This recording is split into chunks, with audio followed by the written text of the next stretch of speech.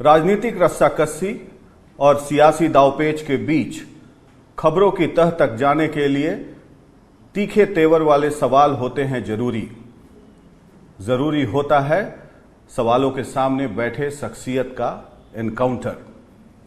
नमस्कार, मैं हूं प्रकाश सिंह और आप देख रहे हैं एनकाउंटर। और आज एनकाउंटर में हमारे साथ मौजूद हैं जनसुराज के नेता प्रशांत किशोर।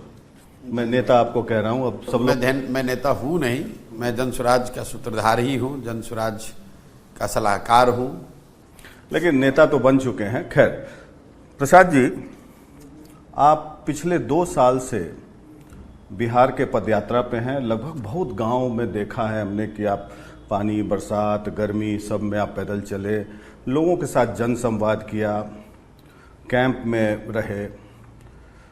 तो अब आपने निर्णय ले लिया है कि 2 अक्टूबर को जनसुराज एक पार्टी के रूप में स्थापना होगी और आप सब कुछ छोड़ छाड़ कर, अपनी अच्छी खासी कमाई छोड़ छाड़ कर, जो आईपैक में आप करते थे, आप नेतागिरी के दलदल में आ रहे हैं। तो क्या आपको लगता है कि जो स्थापित नेता हैं लालू यादव, नीतीश कुमार, तेजस्वी यादव, चिराग पासवान, भारतीय जनता पार्टी,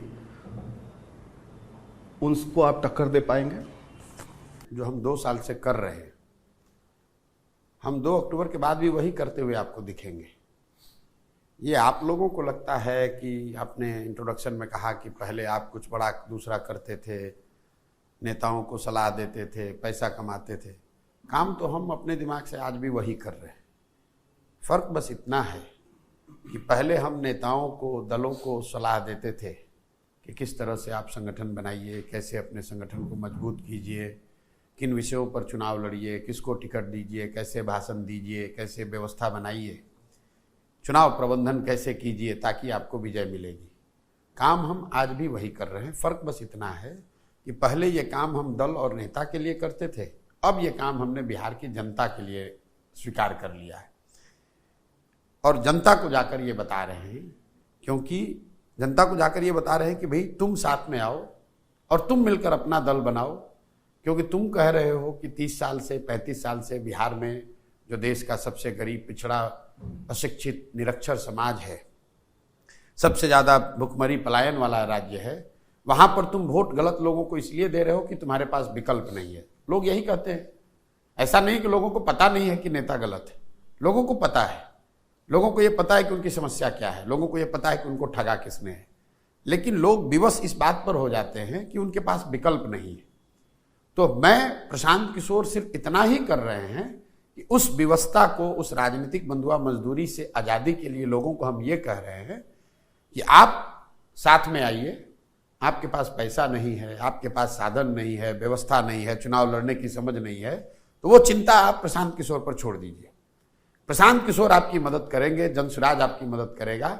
लेकिन आप नया विकल्प बनाना चाहते हैं तो साथ में आइए, विकल्प बनाइए, ताकि मजबूरी में आपको गलत लोगों को वोट देना ना पड़े।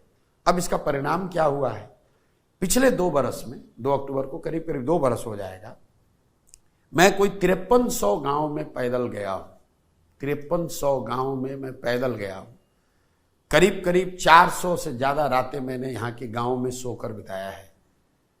और आज 1 करोड़ लोग, इसको ध्यान रखिए, 1 करोड़ लोग इस बात पर सहमत हैं, साथ में जनसुराज की बैनर के तहत जुड़े हैं, जो कि कह रहे हैं कि नहीं भैया, आप ठीक रास्ता दिखा रहे हैं, अब हम लोग मिलकर दल बनाएंगे।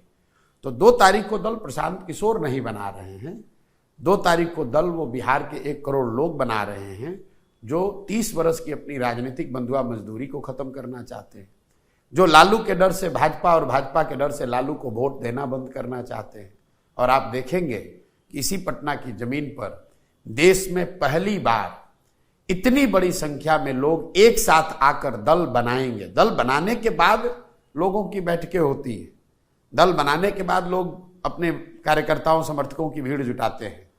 पहली बार दल बनाने के लिए इतनी बड़ी संख्या में लोग आएंगे और आप उसका नजारा 2 अक्टूबर को देखेंगे। कहने का मतलब कि नीतीश कुमार ने भी ठगा है बिहार को। नीतीश कुमार ने एक नहीं ठगा है, सबने ठगा है। पिछले 40, 50, 60 वर्षों में देखिए, बिहार जो है वो 1950 के दशक में 1965 तक अगर आप बिहार के विकास के आंकड़ों को ध्यान से देखेंगे तो आपको पता चलेगा कि 1965 तक बिहार देश का बीमारू राज्य नहीं था। बिहार देश के 10 सबसे बेहतर राज्यों में था। उस समय जो देश की आर्थिक सामाजिक हालात थे उसमें बिहार की स्थिति भी खराब थी, लेकिन देश के दूसरे राज्यों के मुकाबले हम लोग पीछे नहीं थे। 65 के बाद से जो गिरावट शुरू हुई है वो रुकने का नाम नहीं ले रही है। उसमें एक थोड़ा सा छोटा सा पॉज 2005 से 2010 के कालखंड में दिखा जब नीतीश कुमार एनडीए की सरकार बनी, लेकिन वो क्षणिक था। फिर पुनः वही स्थिति हो गई। कई लोगों को लगता है कि बिहार गरीब बदहाल इसलिए है कि लालू जी ने इसको बर्बाद कर दिया।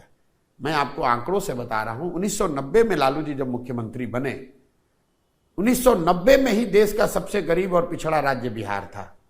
15 साल लालू जी का राज चला, जिसको लोग जंगल राज बताते हैं, तो वो पिछड़ापन और बढ़ा। 2005 में जब नीतीश कुमार मुख्यमंत्री बने तो देश का सबसे गरीब, पिछड़ा, निरक्षर, भुखमरी, पलायन वाला राज्य बिहार था। और आज करीब करीब 19 वर्षों के नीतीश बाबू के शासन के बाद देश का सबसे गरीब, पिछड़ा राज्य बिहार ही है। हम लोग एक पायदान भी ऊपर नहीं बढ़े हैं। तो लेकिन तो कहीं ना कहीं जेडीयू वाले कहीं ना एक मिनट कहीं ना कहीं ये आपको हमको मानना होगा कि जिस रास्ते पर बिहार का समाज, यहाँ की राजनीति, यहाँ के नेता चले हैं, उससे आप बिहार की स्थिति में आमूल चूल परिवर्तन की परिकल्पना नहीं कर सकते। ये बात प्रशांत किशोर नहीं कर रहे हैं, ये 30-40 वर्षों के आंकड़े बता रहे हैं, अनुभव बता रहा है। और हम लोग को इतनी ह्यूमिलिटी हम लोगों में जरूर होनी चाहिए कि भाई अगर गलत रास्ते पर चल रहे हैं तो रुकें, एक बार उसका आकलन करें और ये समझें कि आखिर दूसरे राज्यों में भी तो भ्रष्टाचार है, दूसरे राज्यों में भी तो ये इसी देश का संविधान है। ऐसा तो नहीं है कि दूसरे राज्यों से गरीबी, भ्रष्टाचार खत्म हो गया है, लेकिन जितनी बदहाली बिहार में है इतनी बदहाली तो देश के किसी हिस्से में नहीं है। तो कहीं ना कहीं ये सोच बिहार के जनमानस में आनी चाहिए और उस सोच के आधार पर इससे निकलने का प्रयास होना चाहिए, और उसी प्रयास के दिशा में जन सुराज एक ईमानदार कोशिश है। नहीं, तो मेरा सवाल ये था कि आप क्या ये जो एस्टेब्लिश लीडर हैं, जो कि किसको आप एस्टेब्लिश लीडर कहते हैं? एस्टेब्लिश लीडर क्या है? तमाम जातियों के, यहाँ तो जाति के मेरे भाई ऐसा है, आप देखिए, तो आपको क्या लगता है? आप लोग तो राजनीति समझने वाले लोग हैं। जिसको आप एस्टेब्लिश लीडर बता रहे हैं, बिहार में कोई ऐसा दल ही नहीं है जिसको पिछले नीतीश कुमार, लालू यादव एस्टेब्लिश नहीं है। सुन तो लीजिए, जो बिहार में कोई सबसे बड़ा लीडर, यहाँ सबसे बड़े लीडर लालू यादव रहे पिछले 3 दशक के, नीतीश कुमार रहे हैं। भाजपा का तो किसी नेता का नाम भी आपने नहीं बताया, आपने भाजपा को दल बताया, उनका तो कोई नेता भी नहीं बचा है बिहार के परिदृश्य में। लालू जी, नीतीश जी को भी अपने स्तर पर बिहार में 25% वोट भी पिछले 25-30 वर्षों में नहीं पड़ा है। मतलब 1/4 भी बिहार ने उनको वोट नहीं दिया है। लालू जी अपने दम पर बिहार 1995 में जीते थे, उसके बाद वो नहीं जीते। नीतीश कुमार आज 30 वर्ष से यहां राजनीति कर रहे हैं, 19 साल से यहां मुख्यमंत्री हैं। आज तक नीतीश कुमार 150 सीट से ज्यादा, 140 सीट से ज्यादा चुनाव नहीं लड़ पाए हैं। भाजपा इतना बड़ा दल है, उसको पिछले विधानसभा चुनाव में 19.6% वोट आया था। और आप कह रहे हैं कि एस्टेब्लिश्ड लोग हैं। बिहार की जो राजनीति है वो बिल्कुल फ्रेगमेंटेड है, इतने टुकड़ों में बट गया है, इतने टुकड़ों में समाज को लोगों ने बांट दिया है। कहने का मतलब कि नीतीश कुमार अब खत्म हो चुके हैं? नीतीश कुमार खत्म हो चुके हैं ये तो नहीं कहूंगा, लेकिन नीतीश कुमार अपने राजनीति के अंतिम दौर में है। नेता के तौर पर, प्रशासक के तौर पर अब उनकी छवि एक, अब ये सांझ की बेला है, ये उगता हुआ सूरज नहीं है। जो जदयू का भारी समर्थक है, नीतीश कुमार का चाहने वाला है, वो भी आपको बताएगा कि ये नीतीश कुमार के राजनीति का अंतिम दौर चल रहा है। नीतीश कुमार की अपनी ताकत क्या थी? नीतीश कुमार के दल की ताकत कभी नहीं रही है, तो सब लोग मानते हैं, नीतीश कुमार खुद मानते हैं। कितना सीट देंगे अगले विधानसभा? मैं उस पर आ रहा हूं। जदयू की संगठनात्मक ताकत कभी बिहार में नहीं रही है। जदयू को कोई एक जाति विशेष का बहुत बड़ा वोट बैंक नहीं रहा है। जदयू की सबसे बड़ी पूंजी रही है नीतीश कुमार और उनके द्वारा जो चलाए जाने वाला प्रशासन है, उसकी जो छवि थी। जब वही पूंजी चली गई तो जदयू के पास बचा क्या? आपने कहा नीतीश कुमार को कितना सीट आएगा। हम कई बार कह चुके हैं लोकसभा चुनाव से पहले भी मैंने कहा, जब वो महागठबंधन में लालू जी के साथ थे, कि अगर लालू जी के साथ नीतीश कुमार चुनाव लड़ेंगे तो उनको 5 सीट नहीं आएगा। लेकिन नीतीश कुमार तो मजबूत होगा। कौन कह रहा है मजबूत? 12 सीट आया उनको। मतलब अगर आपको 12 सीट जीतने को आपको मजबूती दिख रही है, मतलब आप पहले सुन तो, अरे 5 सीट अपने आए हिसाब से तथ्य को तोड़ रहे हैं। हमने कहा और अभी भी रिपीट किए हैं, अगर महागठबंधन में चुनाव, जब ये आपने इंटरव्यू किया था तब नीतीश कुमार महागठबंधन बर्गिनिया में किया। सुनिए, उस समय नीतीश कुमार महागठबंधन में थे। मैंने कहा था कि महागठबंधन में चुनाव लड़ेंगे, उनको 5 सीट नहीं मिलेगा। अगर आप 12 सीट को उनका बहुत बड़ा रिवाइवल मानते हैं तो भी आप देख लीजिए, नीतीश कुमार के आज 12 MP हैं, 42 विधायक हैं, और इसको अगर आप बहुत राजनीतिक बड़ा फोर्स मानते हैं, जो परिस्थितियां बनी परिस्थिति हैं, जो बिहार में कोई परिस्थिति नहीं है जदयू से ज्यादा कमजोर। अब तीनों दलों में, आरजेडी, जदयू और भाजपा में सबसे कमजोर दल जदयू है। लेकिन सीट अगर देखा जाए 30 सीट आई, 12 जेडीयू को और बीजेपी को 5 और 1। ऐसा है प्रकाश जी, आरजेडी को 2020 के चुनाव में 75 सीट आ गया, तो लोगों ने यहां हल्ला मचा दिया कि तेजस्वी यादव बहुत बड़े नेता बन गए। सच्चाई यह है, आप लोग भी राजनीति फॉलो करते हैं, अगर चिराग पासवान अलग से चुनाव नहीं लड़ते, टारगेटेड करके नीतीश कुमार के कैंडिडेट्स को नहीं हराया गया होता, तो 32-35 सीटों पर सिर्फ मैथमेटिकल गेम अगर नहीं हुआ होता तो आरजेडी और तेजस्वी को उतना ही सीट आता जितना उनके पिताजी के नेतृत्व में पहले आया था। ठीक है, ये हम भी जानते हैं और आप भी जानते हैं कि क्या राजनीति थी उसमें। अब उसका असर देखिए, जिन लोगों ने बताया कि Tejashwi has arrived, he is the new leader of Bihar, कलई खुल गई लोकसभा में। अगर सही में उन तेजस्वी यादव बहुत बड़े लीडर बन गए थे 2020 के चुनाव के आधार पर, 75 उनके विधायक जीत गए थे, जनता का बहुत बड़ा समर्थन उनके पास आ गया था, तो लोकसभा में क्यों नहीं सफलता मिली? कई बार चुनाव में आपको सफलता इसलिए मिल जाती है क्योंकि जो राजनीतिक कैलकुलेशन है, गणित है, उसका फायदा आपको मिलता है। वोट नीतीश कुमार के MP कैंडिडेट्स को नहीं मिला है, वोट लालू जी के विरोध का मिला है। क्योंकि आप जानते हैं, हम जानते हैं कि बिहार में एक बहुत बड़ा तबका है जिसको ना नीतीश से मतलब है ना भाजपा से मतलब, उसको सिर्फ इस बात से मतलब है कि किसी भी हालत में लालू जी की सरकार नहीं आनी चाहिए। जैसे लालू जी को मुसलमान क्यों वोट देता है? इसलिए नहीं कि वो लालू जी का, तेजस्वी का समर्थक है, वो सिर्फ इसलिए वोट देता है कि उसको मालूम है कि भाजपा को जीत कर नहीं आने देना है। उसको अगर आप उसको आप तेजस्वी का समर्थक मान रहे हैं तो आप अपने आकलन में भूल कर रहे हैं। नहीं, मैं आकलन में भूल। तो जो 12 सीट नीतीश कुमार के दल को मिला है, वो विशुद्ध तौर पर 2 बातों की वजह से मिला। एक, उन क्षेत्रों के लोग सामने से खड़े हुए आरजेडी के प्रत्याशियों को वोट नहीं देना चाहते थे, और दूसरा, भाजपा का, मोदी का जो भी प्रभाव रहा हो, उसका भी कुछ फायदा नीतीश कुमार के दल को मिला होगा। तो मोदी के प्रभाव के कारण या आरजेडी के विरोध के कारण बिहार में नीतीश कुमार अच्छा करते हैं, मैं मान लिया। लेकिन उत्तर प्रदेश में इसका मतलब जो 33-34 सीटें आई वो योगी आदित्यनाथ के कारण बीजेपी की हार हुई। महाराष्ट्र में देवेंद्र फडणवीस के चलते 17 सीटें आ गई बीजेपी को। फिर राजस्थान में भजन लाल शर्मा के चलते बीजेपी को 15 सीटें आ गई। हरियाणा में खट्टर साहब के चलते 5 सीट आ गई। पंजाब में एक भी सीट नहीं आया। अपना आंकड़ा ना बता पाइएगा जितना हमको याद है, वो छोड़ दीजिए, आंकड़ों की बात मत। अरे कर रहे हैं, कीजिए ना, 22 साल और कीजिए। हाँ, तो आंकड़ा के मामले में आपसे कोई कमजोर नहीं है, आप हमसे ज्यादा मजबूत हैं। आप बात समझ लीजिए, आपने जो आंकड़े गिनाए तो वहां मोदी जी का जादू नहीं चला। तुम तो लो मेरे भाई, बताइए। किसी भी राज्य में लालू यादव कोई फिनोमेना करके चीज नहीं है। जो बिहार की राजनीति है वो पिछले 30 वर्ष से, यहां मोदी जी, नीतीश कुमार, अगड़ा पिछड़ा, फॉरवर्ड, हिंदू मुसलमान, सबसे बड़ा मुद्दा है लालू यादव।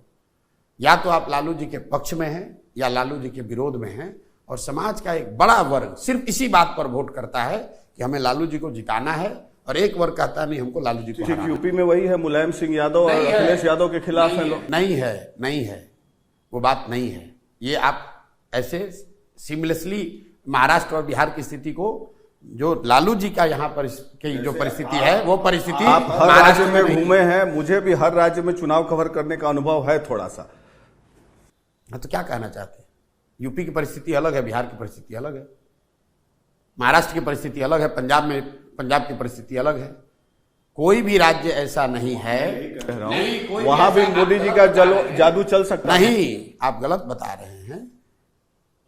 कोई भी ऐसा राज्य नहीं है जहां कोई एक लीडर, जिस तरह से बिहार की राजनीति में पिछले 30-35 साल में लालू यादव जी का डोमिनेंस रहा है, इस तरह किसी एक व्यक्ति का महाराष्ट्र की राजनीति में, पंजाब की राजनीति में, उत्तर प्रदेश की राजनीति में एक व्यक्ति का इतना डोमिनेंस समाज की राजनीतिक सोच पर जो प्रभाव है वो नहीं है। आप इसको देख लीजिए, मुलायम सिंह यादव जी का भी उत्तर प्रदेश में वो नहीं है, वहां पर भी मायावती रही हैं, वहां पर भी कल्याण सिंह रहे हैं, महाराष्ट्र में कई लोग लीडर रहे हैं, पंजाब में आप बात कर रहे हैं, राजस्थान में बात कर रहे हैं, वो एक ध्रुवीय राजनीति नहीं रही है।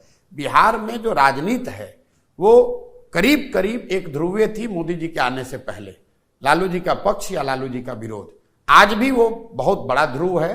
इसके साथ साथ मोदी जी के समर्थन की भी बात थोड़ी बहुत हुई है। आप स्वयं कह रहे हैं कि भाजपा का कोई लीडर का आप नाम भी नहीं बता सकते हैं, तो जो भाजपा को यहाँ नहीं है, हाँ, जो भाजपा को वोट आया 20%, 25%, वो भाजपा की विचारधारा का, हिंदू मुसलमान का और मोदी जी के तीनों का सम्मिलित योगदान है उसमें। लेकिन नेट अगर लालू जी न रहें तो बहुत सारे सीटों पर इन बातों, नीतीश जी को जिस तरह की सफलता मिलती रही है पिछले 15-20 वर्षों में, वो सफलता शायद उनको न मिले। सेम बात लालू जी पर भी लागू होती है। अगर सामने से भाजपा ना हो तो जिस तरह का मुसलमानों का समर्थन लालू जी को मिलता है वो समर्थन उनको शायद नहीं मिलेगा। इसमें कोई नई बात तो है नहीं। तो इसी पर एक और ऐड करता हूं, तो ठीक उसी तरीके से जिस बेल्ट से आप आते हैं शाहबाद रेंज में, वहां तो आरजेडी ने बहुत अच्छा किया परफॉर्मेंस। तो बहुत अच्छा परफॉर्मेंस का मतलब क्या है? मतलब सारी सीटें जीत गई वहां पे माले, और आरजेडी ने बक्सर जीत गए, आरा जीत गए, औरंगाबाद जीत। भाई नेट 40 सीट। लालू जी का डर नहीं था। ऐसा है कि 40 सीटों में कितनी सीट जीते?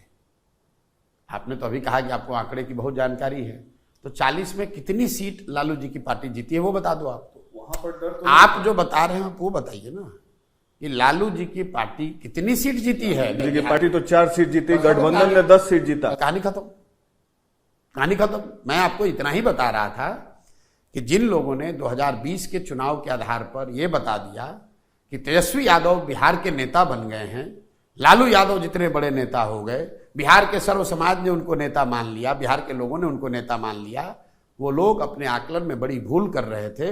और ये लोकसभा के चुनाव ये दिखाते हैं कि आरजेडी की ताकत जो थी उतनी ही है, कोई बढ़ी नहीं है बल्कि घटी ही है।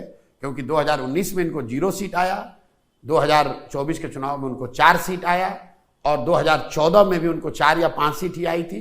तो ये बेस जो है आरजेडी का इतना ही है। 25 में आरजेडी की क्या स्थिति रहेगी? आरजेडी जनसुराज बनने के बाद यहां तीसरे नंबर का दल रहेगा। एनडीए और जनसुराज में सीधा मुकाबला होगा, आरजेडी तीसरे नंबर का दल होगा। और इस बात को इस बार आप लिख लीजिए, अगली बार जब आप हमारा इंटरव्यू करेंगे तो पूछिएगा इसका वजह, मैं आपको बार मैं लिख के आता हूं। लिख के आइएगा, फिर से आइएगा। इसकी वजह बता देता हूं। आरजेडी को जो वोट है वो एक बड़ा जो MY समीकरण की हम लोग बात करते हैं, उसमें जो मुसलमान समाज का वोट है, मुसलमान समाज के लोग हैं, वो सबसे ज्यादा यहां पर पीड़ित, शोषित, पिछड़े अगर कोई है दलितों के बाद तो मुसलमान है।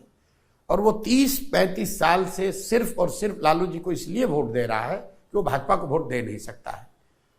पहली बार मुसलमानों को ऐसा लग रहा है कि हमारे पास कोई दूसरा विकल्प भी हो सकता है, और अगर मुसलमानों ने उनको छोड़ा तो आप भी समझते हैं कि आरजेडी तीसरे नंबर पर आने के लिए भी बहुत, मतलब मुसलमान जनसुराज के साथ जुड़ रहा है कि नहीं, ये तो आप पत्रकार हैं, आप आकलन कर लीजिए।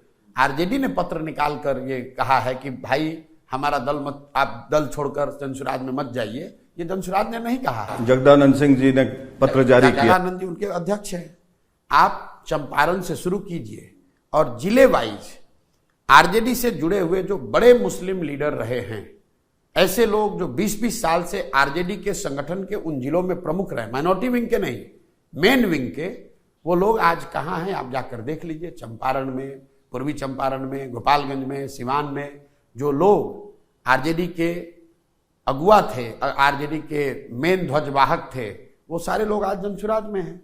इसीलिए घबराहट में वो पत्र निकाला गया है। तो आप बताइए कि अगर लालटेन से किरासन तेल निकल जाए तो लालटेन कितने दिन तक जलेगा? तो मुसलमान किरासन है। बिल्कुल है, सामने से कहता हूं।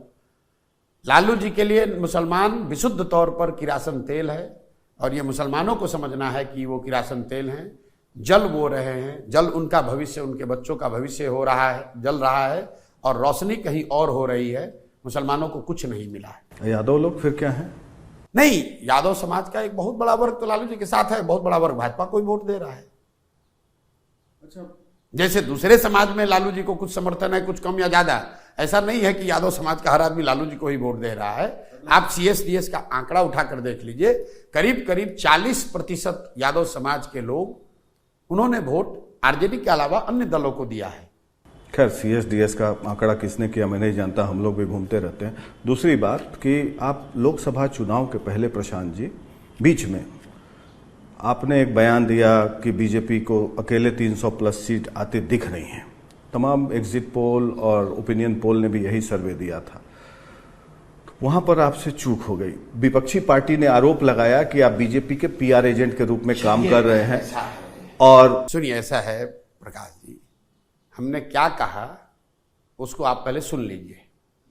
हमने लोकसभा चुनाव के पहले 5-6 महत्वपूर्ण बातें अपने इंटरव्यूज में कही है। पहली बात मैंने कहा कि मोर और लेस स्थिति वही रहेगी, सीट चाहे 250 आए, 60 आए, 270 आए, 300 आए, सरकार एनडीए की बनेगी, प्रधानमंत्री मोदी बनेंगे, ऐसा मेरा आकलन है। उसका मैंने आधार दिया। मैंने ये कहा कि मोदी जी की पर्सनल पॉपुलैरिटी और उसके इंटेंसिटी में कमी आई है। मैंने ये भी कहा कि मोदी जी चाहे जितने सीट लेकर प्रधानमंत्री बने, तीसरे टर्म में मोदी दूसरे टर्म के मुकाबले कमजोर प्रधानमंत्री साबित होंगे। मैंने ये भी कहा कि मोदी जी जब अगली बार सरकार लेकर आएंगे तो उनकी संख्या चाहे जो भी हो, समाज में जो बेरोजगारी है, युवाओं की समस्या है, किसानों की समस्या है, रूरल डिस्ट्रेस है, उसकी वजह से उनको बड़ी चुनौती का सामना करना पड़ेगा। मैंने ये भी कहा कि सरकार में भले मोदी जी आ जाएं, उत्तर प्रदेश की जो राजनीतिक हालात बनेंगे वो लीडरशिप के लिए बड़ी चुनौती बनेगी। लेकिन आपने ठीक कहा, मैंने ये भी कहा था कि मेरी समझ से भाजपा को 300 के आसपास सीट आएगी। वोट उनको उतना ही आया जितना पिछली बार, 0.7% का फर्क हुआ, वोट उतना ही आया है। सीटों के आकलन में जरूर मैंने जो कहा उससे उनको 50 सीट कम आया है, और वो बड़ा अंतर है। मैं उससे ये नहीं कह रहा हूं कि मैंने सही कहा, लेकिन मैंने जो 6 बातें कही उसमें 5 बात सही है, वोट शेयर भी सही है, सीट उनको 50 कम आया, वो मेरी गलती है। लेकिन जो भी इस तरह का अनुमान लगाते हैं, ये साइंस है, इन्फॉर्म्ड गेस है, साइंस है। और साइंस में भी जब आप स्टैटिस्टिक्स को देखेंगे उसमें लोग बताते हैं 3% प्लस माइनस ऊपर नीचे हो सकता है, लेकिन ये 10% की गलती है, तो कुछ गलती है हमारे साइड से। लेकिन आपने बंगाल चुनाव कवर किया है। बंगाल चुनाव में हमने कहा कि भाजपा को 100 से कम सीट आएगी, पहले ही बोल दिया था। पहले बोल दिए थे। फिर भी मैंने ये नहीं कहा, संभव था कि भाजपा को 97 भी आ जाए, संभव है कि भाजपा को 17 भी आ जाए, आया उनको 77। ये नंबर एकदम पिन पॉइंट कर पाना कभी कभी मुश्किल हो सकता है। मैंने आंध्र प्रदेश में कहा सबसे पहले कि जगन मोहन रेड्डी हार नहीं रहे, बहुत बड़ी हार हो रही है। पिछले बार लोगों ने इस बार कहा, तो लोगों ने कहा जगन मोहन रेड्डी की बड़ी हार कैसे हो रही है। जगन मोहन रेड्डी को 11 सीट आया है 175 में। तो आप ये जो अनुमान लगाते हैं इसके पीछे साइंस है, जो हम लोग की समझ है, लेकिन भगवान कोई नहीं है, हम लोग भगवान नहीं है, और ये दावा नहीं कर सकते हैं कि जो कह रहे हैं वैसा ही होगा। लेकिन जो देख रहे हैं, जो समझ रहे हैं, उसके आधार पर बात कही, उसके पीछे मोटिव कुछ नहीं। आप मोटिव लगाना चाहते हैं, लगा दीजिए। नहीं, उस समय लगा कि बीजेपी के PR एजेंट के रूप में आप काम कर रहे हैं। भाई, बीजेपी को सबसे बड़ी हार बिहार में हराया हमने, बीजेपी को हमने हराने में कंधा लगाया बंगाल में, और हम बीजेपी के एजेंट हो गए। और जो नीतीश कुमार बीजेपी के साथ सरकार में बैठा हुआ है, वो आदमी हमको कह रहा है कि हम बीजेपी की टीम है। ये कहने का कोई मतलब नहीं है, और समाज इस बात को समझता है। बड़ी बात यह है कि बिहार में मैं सिर्फ सर्वे के आधार पर बात नहीं बोल रहा हूं, ये फर्क समझिए। बंगाल में जो मैंने कहा वो सिर्फ सर्वे नहीं था, बंगाल में मेरे 2 साल का वहां प्रयास भी था, मैं 2 साल वहां बैठा हुआ था। तो जो मैं बिहार में कह रहा हूं ये सर्वे भी है, और मेरे 2-3 साल का गांव-गांव में किया गया अपना प्रयास भी है। दोनों को मिला देने के बाद से जो मैं कह रहा हूं या जो समझ पा रहा हूं, उसके गलत होने की संभावना कम है। 100% तो कोई नहीं कह सकता है, लेकिन यह संभावना कम है कि बिहार के प्रति जो आकलन मेरा है वो गलत हो जाए। लाइटर वेट में ये इन दोनों बातों के लिए एक मोदी जी के 300 सीट आने के लिए, भारतीय जनता पार्टी को 300 सीट आने के लिए, और नीतीश कुमार के बारे में जो आपने कहा, नीतीश कुमार के बारे में जो कहा है 100% वही हुआ। 5 सीट नहीं आएगा, आप बोले कि जनता के सामने माफी। फिर आप बात ही नहीं समझते हो यार, आप गलत मत कोट कीजिए। जो मैं गलत बोलता हूं, मैं उन व्यक्तियों में से नहीं हूं जो गलत है तय करता। 300 सीट का अगर गलत है, हम सामने से कह रहे हैं क्या गलत है क्या सही है। नीतीश कुमार को आप, मेरा बयान आप दर्शकों को मैं कहूंगा आप चलवाइए, उस इंटरव्यू है मेरे पास, चलाइएगा, प्लीज चलाइए, उसको 2 विंडो में करेंगे, बिल्कुल चलाइएगा। मैंने कहा कि अगर, क्योंकि मैं नीतीश का स्वभाव जानता हूं कि कब वो महागठबंधन ने ये भी बोला था कि रोशनदान खोल के रखे हुए, उस समय ये भी बोला था, तो ठीक है। तो आपको मैंने उस समय ये ध्यान रखा था कहते हुए कि आदमी लोकसभा से पहले भाग भी सकता है, इसलिए मैंने कहा था कि महागठबंधन में अगर लड़ेंगे तो 5 सीट आएगा, और अगर वो बयान में 1 पैसा भी इसके ऊपर नीचे होगा तो कल आप फिर आ जाइएगा। मैं आप हमको अभी चला के दिखा दीजिए, कल दिखा दीजिएगा, हम फिर से आप कह रहे हैं माफी मांगे, बिल्कुल मांग लेंगे अगर हमने ये कहा होगा तो। कि आज नहीं, आज माफी नहीं मांगिएगा, सवाल ही नहीं, हम गलत किए नहीं, गलत बोले ही नहीं, तो क्यों? हम तो जो कहे वही हुआ। हम तो पहले कहते हैं नीतीश कुमार रोशनदान खोल के बैठा हुआ, भागेगा लोकसभा से पहले, भाग गए। वो हरिवंश जी का रोशनदान आपने बोला था, खिड़की और दरवाजे की भी बात की थी आपने, नीतीश कुमार, लेकिन बयान उसमें है, मैं कल पलट के आप फिर देख लीजिए। अगर मैंने कहा है तो तभी मैं आपको कोट कर, मेरे भाई प्रशांत किशोर को 1 मिनट नहीं लगेगा ये आकर मानने स्वीकार करने में। तब माफी मांगेंगे, बिल्कुल मांगेंगे। आप हमको दिखा दीजिए, अगर हमने कहा हो कि अगर एनडीए के साथ लड़े तो भी, अगर ये कहा है मैंने, तो आप बिल्कुल, मैं माफी मांग। आपने बोला था कुछ भी कर लें, 5 सीट से ज्यादा नहीं, कुछ भी कर लें, 5 सीट से कम आए, बिल्कुल सुन लीजिए, कुछ भी कर लें, महागठबंधन के साथ चुनाव लड़ेंगे तो 5 सीट से कम आएगा।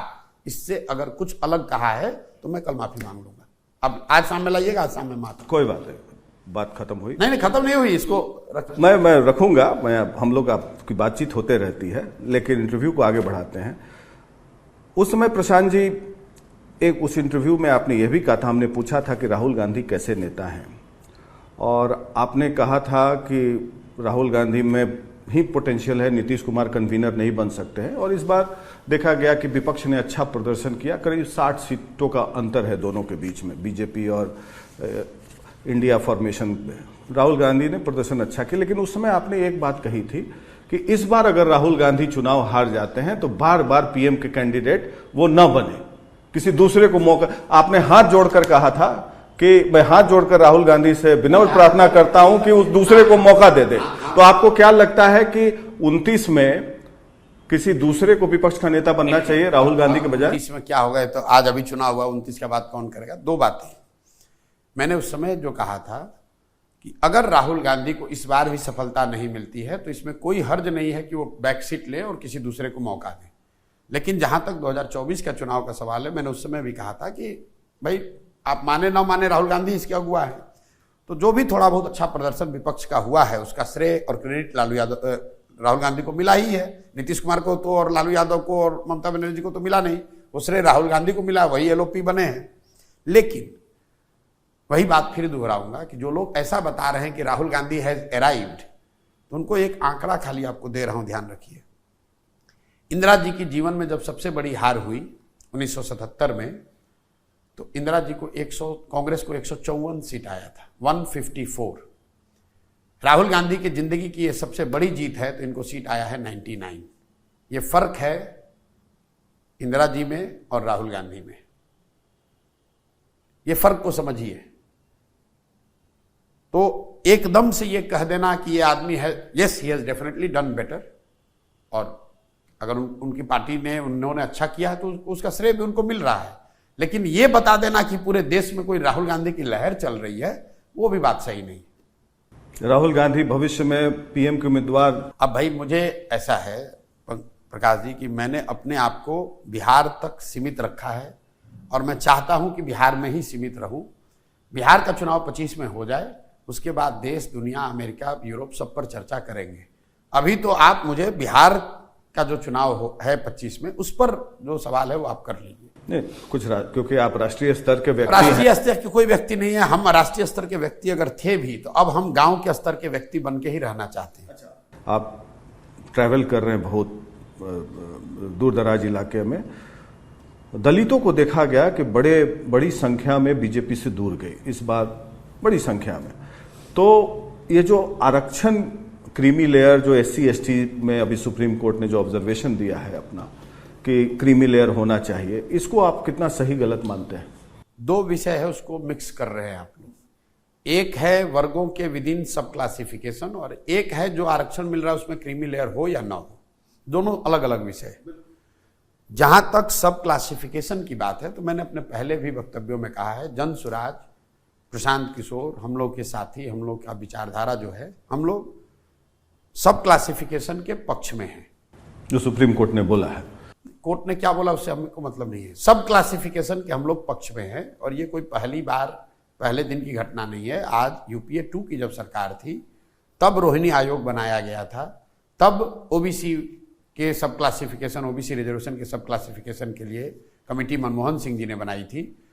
उसके बाद 2018-19 में भाजपा ने उसको कॉन्स्टिट्यूशनल राइट भी दिया।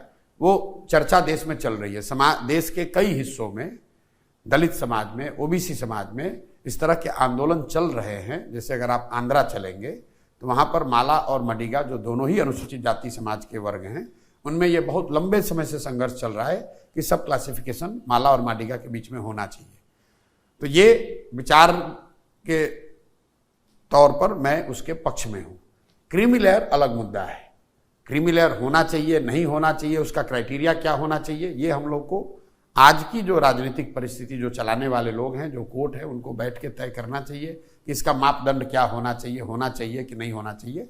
लेकिन सब क्लासिफिकेशन के मैं पक्ष। क्रीमी लेयर होना चाहिए या नहीं होना चाहिए? नहीं, वो निर्णय उनको करना है, क्योंकि जो विषमता की जो बात है वो उस समाज के लोगों को आप कॉन्फिडेंस में लिए बगैर क्रीमी लेयर लागू नहीं कर सकते। मान लीजिए कि आप और हम एक ही समाज के हैं, आप ऊपर हो गए, जो सो कॉल्ड क्रीमी लेयर के हिस्सा हो गए, और मैं पीछे छूट गया, तो ये तो मुझे ही तो कहना पड़ेगा कि भाई इनको हटाइए और हमको दीजिए। तो मुझे लग रहा है कि उन समाज के लोगों को कॉन्फिडेंस में लिए बगैर इस पर एक तरफा निर्णय नहीं होना चाहिए, लेकिन सब क्लासिफिकेशन होना चाहिए, मैं इसके पक्ष में हूं।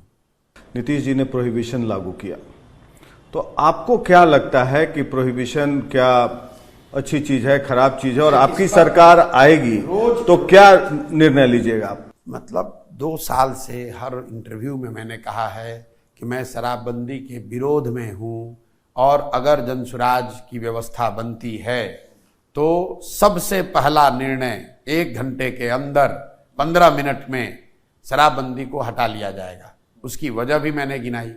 पूरे दुनिया में शराबबंदी के जरिए किसी समाज, राज्य या देश का भला हुआ हो, आर्थिक फायदा हुआ हो, इसका कोई प्रमाण नहीं है।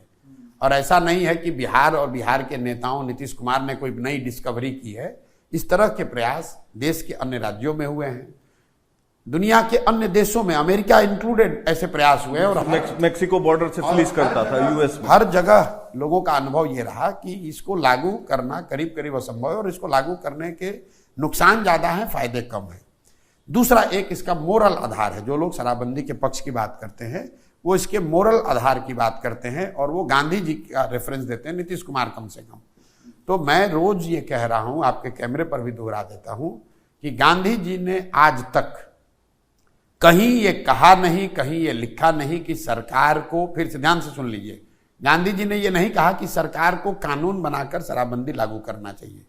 गांधी जी ने ये कहा कि शराबबंदी को करने के लिए, शराब के यूज को रोकने के लिए सामाजिक प्रयास होना चाहिए। ये तो ऐसे हुआ कि गांधी जी ने यह भी कहा कि समाज में लोगों को शाकाहारी होना चाहिए। इसका मतलब ये नहीं है कि आप कानून बना दीजिएगा कि जो भी नॉन वेजिटेरियन है, मांसाहारी व्यक्ति है, उसको जेल में डाल दिया जाएगा। तीसरी बात, एक बार को अगर आप मान भी ले कि इसका कुछ फायदा है, तो फायदा तो तब होगा जब इसको लागू आप कीजिएगा। दवा का फायदा तब तो होगा, दवा खाइएगा। तो जो बिहार में शराबबंदी लागू है, ये तो सिर्फ इसमें शराब के दुकान बंद कर दिए गए और होम डिलीवरी चालू हो गया। तो मान लीजिए कि आज अमेजोन है, फ्लिपकार्ट है, दुकानें बंद हैं, फिर भी आप अमेजोन और फ्लिपकार्ट से तो सामान खरीद ही पा रहे हैं। तो बिहार में भी शराबबंदी का हालत वही है कि दुकानें बंद हो गई और होम डिलीवरी हो रहा है। चौथी बात, बिहार जैसे गरीब राज्य में हर साल शराबबंदी के नाम पर 20,000 करोड़ रुपया के रेवेन्यू का लॉस हो रहा है, राजस्व का नुकसान हो रहा है। और ये पैसा जा कहाँ रहा है? ये पैसा जा रहा है शराब माफिया के पास, भ्रष्ट अधिकारियों के पास। पांचवी बात, शराबबंदी लागू होने के बाद 2016 के बाद से बिहार में कानून व्यवस्था की स्थिति दिनों दिन बिगड़ी है। क्यों बिगड़ी है? उसकी एक वजह यह है कि प्रशासन का एक बड़ा तंत्र, पुलिस प्रशासन का एक बड़ा तंत्र सिर्फ और सिर्फ शराबबंदी को लागू करने, उसको छिपाने, उसको बढ़ाने या घटाने में लगा हुआ है, उससे कमाने में लगा हुआ है। सुप्रीम कोर्ट के चीफ जस्टिस ने कहा कि इस तरह के निर्णयों से पूरी न्यायिक व्यवस्था का सिस्टम चरमरा गया है। बिहार में कोई 8.5 लाख केस अभी तक हुए हैं शराबबंदी में, 6,36,000 से ज्यादा केस कोर्ट में लंबित हैं, 1,23,000 से ज्यादा लोग आज भी अंडर ट्रायल जेल में हैं। और ये लोग कौन हैं? ये ज्यादातर लोग उन समाज के हैं जिनका प्रतिनिधित्व करने का ये लोग दावा करते हैं। और एक अंतिम बात, ये सब कुछ आपने किया किस नाम पर? महिला सशक्तिकरण के नाम पर। और इसका सबसे बड़ा नुकसान किसको है? महिलाओं को है। एक बार जब गरीब आदमी शराब कंज्यूम करते हुए, बेचते हुए या उससे जुड़े हुए कारोबार से पकड़ लिया गया, उस घर की महिलाओं की हालत यह है, जो गांव में हम लोग जाकर देख रहे हैं, कि वो अपना घर का बर्तन बासन बेचकर भी उसको कोर्ट और थाने में जाकर हाजिरी देनी पड़ रही है। कई दलित बस्तियों में लोगों ने यह बताया कि शराब के नाम पर, शराबबंदी के नाम पर दलित बस्तियों की महिलाओं को बुलाकर थाने में बैठाकर उनसे झाड़ू लगवाना, उनसे बर्तन साफ कराना, ये आम बात है बिहार में। कि तुम्हारा पति शराब के धंधे में लगा हुआ है, तुम्हारा पति ताड़ी उतारता है, उसकी महिला को बुला लिया, 4 महिलाओं को बुला लिया, थाना में झाड़ू लगवा रहा है। और ये कैमरे पर बातें हैं, ये कैमरे पर मैंने वीडियो डाला है। तो आप ना इसका कोई दुनिया में कोई प्रमाण है कि इसका फायदा है, ना इसका कोई मौलिक आधार है, ना कोई आप इसको लागू कर पा रहे हैं। 20,000 करोड़ का नुकसान अलग हो रहा है, महिलाओं को कोई फायदा हुआ नहीं। और युवा जो है वो शराबबंदी में लगा हुआ है, कोई स्मैक पी रहा है, कोई गलत व्यसन कर रहा है, कोई गलत काम कर रहा है। तो इससे किसका फायदा है? ये तो सिर्फ और सिर्फ नीतीश कुमार की जिद है कि भैया हम लागू करेंगे। पूरा बिहार जान रहा है कि शराब बिक रहा है, उनके इर्द गिर्द बैठे हुए लोग इसी शराब के धंधे में लगे हुए हैं, शराब पी रहे हैं, और नीतीश कुमार कह रहे हैं कि शराबबंदी लागू है। मतलब जन सुराज अगर सरकार बनाती है तो इसको मिनटों में खत्म। जैसे तेजस्वी ने कहा था पहली कैबिनेट में। चलिए, तेजस्वी के कहने का तो कोई मतलब नहीं। 1 लाख के 10 लाख नौकरी, वो तेजस्वी के कहने और जन सुराज के कहने में फर्क है। मैंने आपको बताया कि क्यों हटाएंगे। मिनटों में खत्म, मिनटों में शराबबंदी खत्म, मिनटों में, 15 मिनट के अंदर खत्म। और ये लोग क्यों नहीं कहते हैं? लोग इसलिए नहीं कहते, उनको लगता है महिला वोट नहीं देगी। हमने जन सुराज में कहा है कि आपको अच्छा लगे या खराब, हम बोलेंगे वही जो हम देख रहे हैं और जो समाज से हमको पता चल रहा है। वोट आपको देना है दीजिए, नहीं देना है मत दीजिए, गलत बात नहीं बोलेंगे। अभी हाल में प्रशांत जी, बंगाल में उपचुनाव हुए, नतीजे टीएमसी के पक्ष में आए काफ़ी, और उस समय हमने देखा कि ममता बनर्जी ने आप पर थोड़ा सा, आपने काम किया है उनके साथ, उनके लिए भी कंधा लगाया जैसा आप कहते हैं, तो टिप्पणी किया कि I congratulate the IUPAC team but not the other man. तो ये समझ में नहीं आया। मतलब नहीं है। देखिए, आप जिन लोगों के साथ काम किए हैं, जब आपने उनकी मदद की तो उनको अच्छा लगा। जब नीतीश कुमार की हमने मदद की तो नीतीश कुमार को हम सबसे बुद्धिमान व्यक्ति दिखते थे, उनके दल के हम सबसे सम्माननीय लोग थे। जब आज हम मदद नहीं कर रहे हैं, या हमने अपना कुछ काम शुरू कर लिया, या हम अपना कुछ जीवन में करने लगे, तो स्वाभाविक तौर पर उनको अच्छा नहीं लगेगा। इसमें कोई बहुत बड़ी बात नहीं। मेरे उन लोगों से अच्छे, जैसे नीतीश जी से मेरे मधुर संबंध है, वैसे उन लोगों से भी मेरे नीतीश जी से मधुर संबंध, बिल्कुल खूब बढ़िया संबंध है। नीतीश जी से मेरा क्या झगड़ा है? आपको नीतीश कुमार जी, आप तो पत्रकार हैं, नीतीश कुमार जी ने कभी बुलाकर कहा है प्रशांत किशोर, हम उन्हीं के राज में आज 2 बरस से पैदल चल रहे हैं। उनके पुलिस प्रशासन ने या उनके सरकार ने कहाँ हमको कहीं रोका है, कहाँ हमको परेशान कर रहे हैं? कुछ नहीं कर रहे। नीतीश जी का आशीर्वाद प्राप्त है आपको? आशीर्वाद वाली बात नहीं है, लेकिन एक समय तो आप नंबर 2 डिजिग्नेट कर दिए गए थे जेडीयू में। नंबर 2 डिजिग्नेट तो किए गए होंगे बाद में। आप तो हमसे मिले 2015 में, तब तो हमारा कोई नंबर नहीं था, लेकिन फिर भी सबसे ज्यादा हमको अधिकार, पावर तो था ही पार्टी में, वो अलग बात है। मेरा नीतीश कुमार से व्यक्तिगत कोई झगड़ा नहीं है। मेरा बस बिहार की जो आज स्थिति है उसको लेकर मुझे लगता है कि जिस तरह के प्रयास नीतीश जी कर सकते थे वो नहीं किया उन्होंने, और उसको लेकर मेरा उनसे मतभेद है, और उस पर कोई कॉम्प्रोमाइज नहीं हो सकता। व्यक्तिगत नहीं, लेकिन आप जिस तरह का भाषा का इस्तेमाल करते हैं, मैंने सुना है, मैं सही या गलत हो सकता हूं, बोला कि नीतीश कुमार से बड़ा राजनीतिक धूर्त कोई नहीं। बिल्कुल एकदम सही कह रहे हैं। व्यक्तिगत उनके चरित्र पर टिप्पणी खाली नहीं है। जो इस तरह की राजनीति वो करते हैं उसको आप क्या कहेंगे? वो तो राजनीतिक धूर्तता ही है। आज आपके साथ रहे, आपको अच्छा बता दिया, तेजस्वी को बता दिया कि यही बिहार का भविष्य है, अब तो मेरे जीवन में क्या बचा, अब इसी को आगे बढ़ाना है। अगले दिन भाजपा में चले गए तो अब कह रहे कि अरे तो सब बहुत खाली सब बेटा बेटी को बढ़ाने वाला है, सब तो बिल्कुल फ्रॉड है। इसको आप क्या कहेंगे? आप बता दीजिए डिक्शनरी के भाषा में। इसको राजनीतिक धूर्त न कहा जाए तो क्या कहा जाए? हमने आज तक नीतीश कुमार जी के व्यक्तिगत आचार विचार व्यवहार पर कोई टीका टिप्पणी नहीं की है। वो कहाँ सोते हैं, क्या बैठते हैं, कितना काम करते हैं, इन बातों पर मैं टिप्पणी नहीं करता हूँ। हाँ, लेकिन मैं उन बातों पर टिप्पणी ना करता हूँ, ना करूंगा। लेकिन जो उनका विचार, जो उनका व्यवहार रहा है, जो उनका पब्लिक डोमेन में जो उन्होंने किया है, उसको आप क्या कहेंगे? अगर वो पैसा नहीं लेते तो लोग यही कहते हैं कि ईमानदार हैं।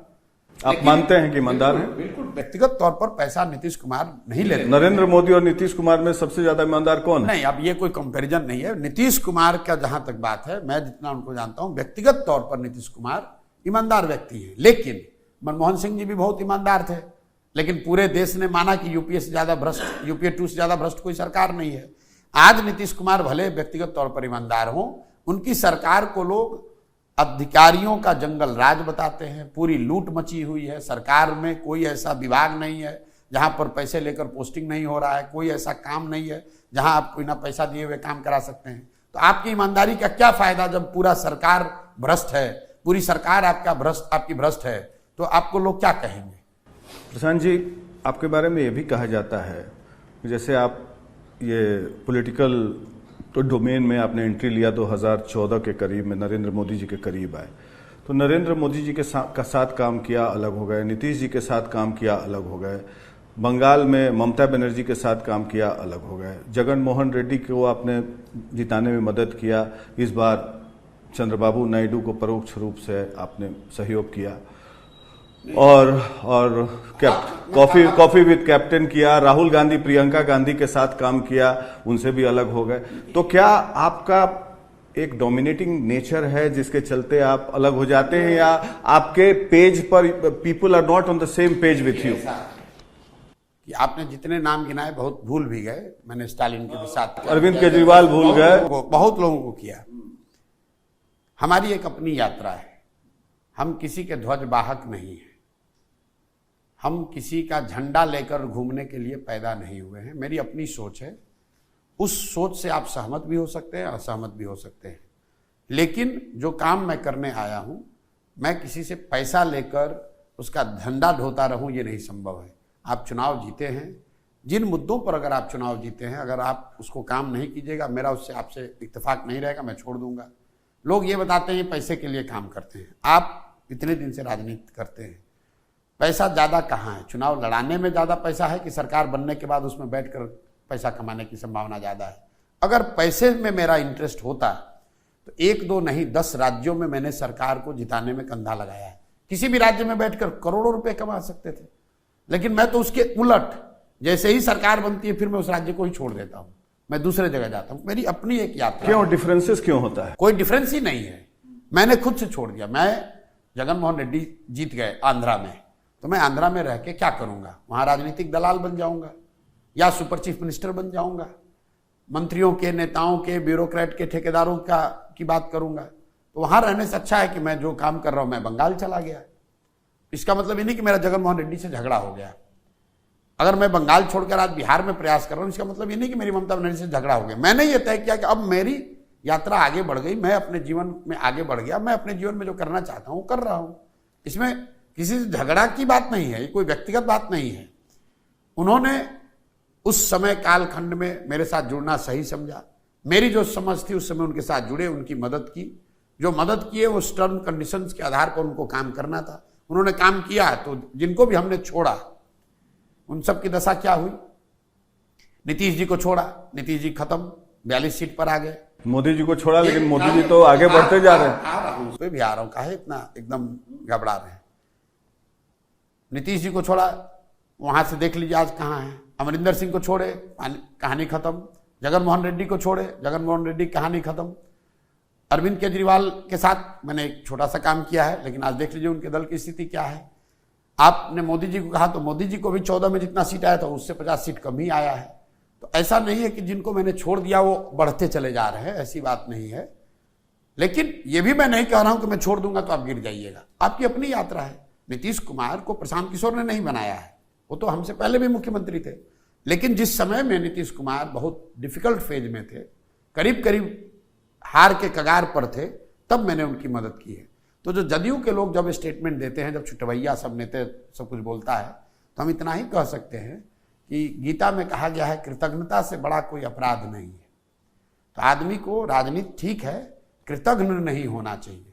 ये जदयू के नेताओं को नहीं भूलना चाहिए कि अगर 2015 में प्रशांत किशोर ने मदद नहीं की होती तो सारी होशियारी के बावजूद, सारी ताकत के बावजूद ना दल बचता, ना नीतीश कुमार बचते, ना विचार बचते। मतलब कि आपके कारण 2015 में नीतीश जी फिर से मुख्यमंत्री बने, मैं ये उनकी कोई अपनी, फिर वही बात आप, मैं ये नहीं कह रहा कि मेरे कारण बने, लेकिन आपने भी 2015 का चुनाव कवर किया है। अगर प्रशांत किशोर नहीं आते तो शायद नीतीश कुमार का वापस फिर से मतलब मांझी जी को हटाकर वापस मुख्यमंत्री बनना, चुनाव लड़ना, भाजपा के उस वेव में फिर से 185 सीट जीत कर आ जाना, महागठबंधन बनाना, थोड़ा बहुत योगदान मेरा भी होगा। 2005 और 10 में उन्होंने तो अपने बल पे ही परफॉर्म किया। 2020 में चलिए ठीक है, कमजोर हुए। मैं बता रहा हूँ, आपने ठीक कहा, 2005 में अपने बल पर जीते, 2010 में भी जीते, बहुत लैंडस्लाइड हुआ। लेकिन हमसे कब मिले? 2011 में नहीं मिले। जब 2014 में 2 सीट पर आ गए, जब मोदी का वेव आया जिसमें बह गए, पद छोड़ दिया, मांझी जी को मुख्यमंत्री बनाया जिसने कि दल और पार्टी सब उनका ले लिया, जब कोई उनके साथ नहीं खड़ा हुआ, तब प्रशांत किशोर आए, तब उनकी मदद की। इसके बावजूद अगर उनके दल वाले कहते हैं कि ये आदमी गलत है, या तो मुझे ऐसा लगता है कि मेरी डिक्शनरी में उसको अनग्रेटफुलनेस ही कहा जाएगा। बाकी उनकी स्वतंत्रता है, जो कहना चाहे कह ले। बाकी सबके बारे में तो प्रशांत जी आपने बता दिया कि सबकी स्थिति क्या है, सब बुरी स्थिति में है। मोदी जी भी कमजोर थोड़ा सा हुए हैं, तो आप ये मोदी जी के बारे में बताइए कि यहाँ से मोदी जी का टेक ऑफ कहाँ होगा, या फिर उनके लिए डिफिकल्ट फेज चल रहा है, डिफिकल्ट फेज रहेगा। ये पहले भी मैंने कहा मोदी जी के लिए क्या कैसे डिफिकल्ट रहेगा? मैंने चुनाव के पहले भी कहा ये कि उनकी अपनी पर्सनल पॉपुलैरिटी और उसकी जो इंटेंसिटी थी उसमें तेजी से गिरावट आई है। 10 साल 12 साल की एंटी इनकम्बेंसी है, और सिर्फ मोदी के नाम पर जो वोट पड़ने की प्रवृत्ति थी उसमें कमी आई है। अब आगे 5 साल में क्या होने वाला है? और पिछले 3-4 साल के मेरे इंटरव्यू उठाकर देख लीजिए, मैं आपको बता रहा हूं, आंकड़ों से लोगों को बता रहा हूं कि 2000 जब लोग मोदी जी को इनविंसिबल बता रहे थे, तब भी मैंने कहा है कि 2014 से 2019 के बीच में लोकसभा चुनाव और विधानसभा चुनाव के बीच में भाजपा का अंडर परफॉर्मेंस करीब 3 परसेंटेज पॉइंट रहा है। 2019 से लेकर 2024 के बीच में जितने राज्यों में चुनाव हुए वहां भाजपा का अंडर परफॉर्मेंस 10% से ज्यादा रहा, 10 परसेंटेज पॉइंट से ज्यादा रहा है। तो मोदी जी की पॉपुलैरिटी और खासकर उनके नाम पर दूसरे को वोट मिलने की जो प्रवृत्ति थी, उसमें बहुत तेजी से गिरावट पिछले 4-5 साल से आ रहा है। अगले 5 साल में क्या गुंजाइश लगता है? मुझे नहीं ऐसा पता है, मुझे ऐसा लगता है, मैं इतना ही कह सकता हूं कि आने वाले जो 2.5 साल हैं, इन 2.5 साल में 8 राज्यों में, बड़े राज्यों में चुनाव होने वाले हैं। 3 तो इसी साल होने हैं। महाराष्ट्र, झारखंड, हरियाणा, दिल्ली, बिहार, उसके बाद तमिलनाडु, बंगाल और असम। इन राज्यों के चुनाव के जो परिणाम होंगे उसका बहुत बड़ा असर ये तय करेंगे कि मोदी जी की ताकत, उनकी सरकार की लॉन्जिविटी और आगे की यात्रा कब कैसी चलती है। तो महाराष्ट्र में तो बुरी हालत हुई बीजेपी की इस बार। अब मैं ये नहीं जानता हूं लोकसभा में, झारखंड में भी पिछले बार 13 जीते थे, इस बार 8। आप लोग मुंह में उंगली डाल के प्रेडिक्शन कराइएगा, फिर कहिएगा आप तो ये बोले थे। मैं जो आपको बोल रहा हूं उतना ही बोलूंगा। आप एक्सपर्ट हैं तो आप ही से। 2-2.5 साल में इन 7-8 राज्यों के चुनाव के परिणाम ये तय करेंगे कि मोदी जी की सरकार कैसे चलती है, कितना चलती है। ये इन राज्यों के चुनाव तो बता दीजिए which way the wind is blowing. मुझे नहीं मालूम, मैं यहाँ हूँ, यहाँ बैठे बैठे मुझे महाराष्ट्र की क्या जानकारी है। आप सब जगह संपर्क में रहते हैं, सारा डेटा आप। मैंने आपको पहले कहा संपर्क के आधार पर गेस्टिमेट करने का कोई मतलब नहीं। अच्छा, एक इम्पोर्टेंट सवाल ये था, आप प्रियंका गांधी से काफी करीब रहे हैं और उनको आप चाहते भी थे कि आगे वो नेता बने कांग्रेस पार्टी की, राहुल गांधी के बजाय। क्या आपको ये आप लोग अपना माना है, राहुल गांधी के बजाय वाली कोई बात नहीं है। उत्तर प्रदेश में जब मैंने कांग्रेस की मदद करने का काम लिया था, उस समय मेरा सुझाव था कि प्रियंका गांधी को वहां फेस बनाया जाए। वो बात 2017 की पुरानी हो गई, उन्होंने नहीं किया, वो उनका निर्णय है। दूसरे सवाल पे आ रहा हूं। तो क्या आपको लगता है कि इस बार लोकसभा चुनाव में स्मृति ईरानी के खिलाफ अमेठी से न चुनाव लड़ना प्रियंका गांधी की एक बड़ी राजनीतिक अब मुझे ये सब नहीं मालूम है भैया, वो लोग हमसे बहुत ज्यादा समझदार लोग हैं, उनको मालूम है कि कहाँ चुनाव लड़ना है नहीं लड़ना है। वो अपने राजनीति को कैसे चलाते हैं इस पर प्रशांत किशोर को टीका टिप्पणी करने की जरूरत क्या है। हमने उस समय जो बात कहनी थी कह दी। अब प्रियंका गांधी कहाँ से चुनाव लड़ती हैं, उनको अच्छा लगता है खराब लगता है, किसको नेता मानती हैं, खुद नेता बनती हैं, ये उनका निर्णय है। मुझे ये बताइए प्रशांत जी कि जन सुराज जो मुहिम आपने छेड़ा है, तो क्या आप कोई पॉलिटिकल रीअलाइनमेंट भी करेंगे किसी दल से? बिल्कुल नहीं। जन सुराज 243 मतलब 243 सीट पर चुनाव लड़ेगा और इसके 2/3 लोग जो चुनाव लड़ेंगे वो लोग होंगे जो जीवन में पहले कभी चुनाव नहीं लड़े। इतना मैं आपको बता सकता हूं।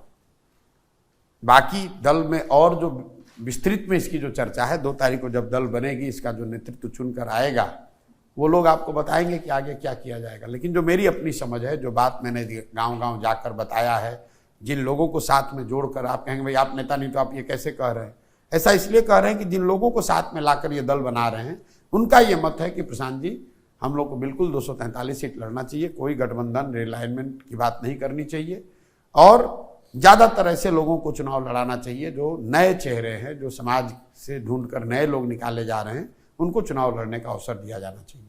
आप तो नए लोगों को चुनाव लड़ने के लिए अवसर देना चाह रहे हैं, लेकिन आजकल का जो राजनीति है हम देख रहे हैं कि पैसे के बिना राजनीति अब नहीं की जा सकती। आप खुद ही पदयात्रा कर रहे हैं इतने दिनों से, 2 साल से, काफी आपका मेहनत से अर्जित किया हुआ संसाधन, धन सब उसमें लग रहा है, काफी पैसा लग रहा है उसमें।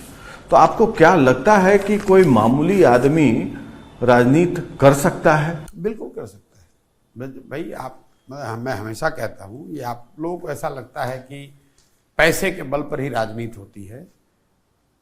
अगर आप ध्यान से देखिएगा तो आप जिसको भी नेता मानते हैं, बिहार में या बिहार के बाहर, आप ध्यान से देखिए तो आपको पता चलेगा कि जिस दिन समाज ने उस व्यक्ति को नेता बनाया उस दिन वो आदमी बड़ा व्यक्ति नहीं था, पैसे वाला व्यक्ति नहीं था। जिस दिन बिहार की जनता ने लालू जी को राजा बनाया उस दिन लालू जी कोई टाटा बिरला के लड़के नहीं थे। एक मिनट सुन लीजिए। जिस दिन बिहार की जनता ने नीतीश कुमार को चुना, नेता बनाया, तब नीतीश कुमार के पास सैकड़ों करोड़ रुपया उनके दल के पास नहीं था। जिस दिन बंगाल की जनता ने ममता बनर्जी को चुना, ममता बनर्जी कोई बहुत बड़े धन्ना सेठ की लड़की नहीं है, हम लोग कोई बहुत बड़े बाप के लड़के नहीं है। पैसा जो है वो पेट्रोल के जैसा है।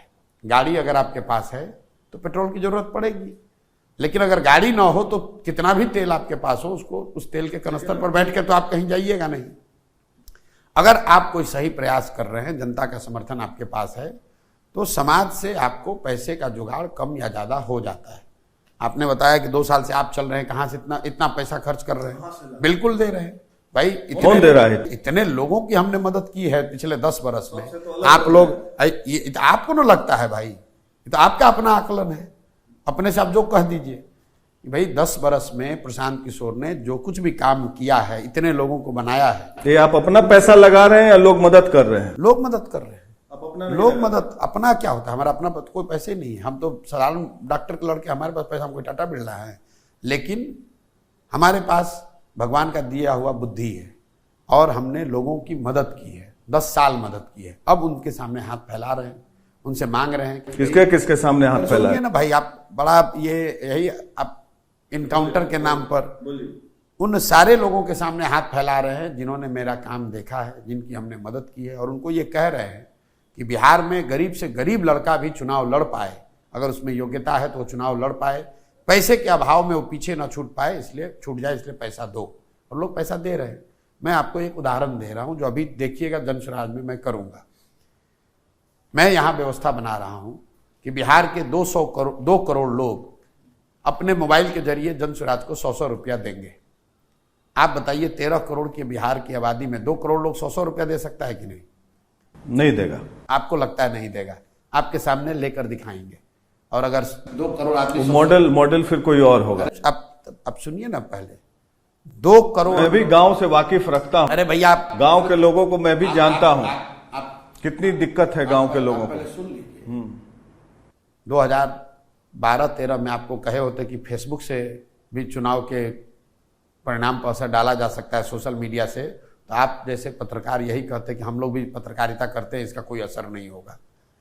आज आपको लग रहा है, आप देखिएगा 2 तारीख को दल बनेगा और इसी बिहार में 2 करोड़ बिहार के लोगों से 100 रुपया कम से कम लूंगा और 200 करोड़ रुपया यहां पर जमा करके आपको बैंकों के जरिए, कैश का पैसा नहीं, बैंकों के जरिए जन स्वराज के अकाउंट में 200 करोड़ रुपया बिहार के लोग डोनेट करेंगे। और आप देखिएगा, चुनाव के पहले ही देख लीजिएगा कि पैसा जमा हुआ कि नहीं, और जब जमा हो जाए तब पूछिएगा कि ये कैसे हुआ। हम लोग इस स्टोरी को ट्रैक करेंगे। बिल्कुल कीजिए, बहुत मैं चाहता हूं कि आप ट्रैक कीजिए ताकि ये भी एक केस स्टडी बने। I want to be proved wrong. बिल्कुल बिल्कुल, मेरे साथ कम से कम 20 एक्स्ट्रा ऑर्डिनरी जीनियस लड़के इस पर काम कर रहे हैं और हम लोग रात दिन लगे हुए हैं ये व्यवस्था बनाने में कि कैसे, अगर आप इंदिरा आवास में 20,000 रुपया नहीं देना चाहते हैं, अगर आप दाखिल खारिज में 10,000 रुपया घूस नहीं देना चाहते हैं, तो all you have to do सब, और सिर्फ आपको इतना करना है कि आप 500 रुपया दीजिए, 1,000 रुपया दीजिए, 100 रुपया दीजिए।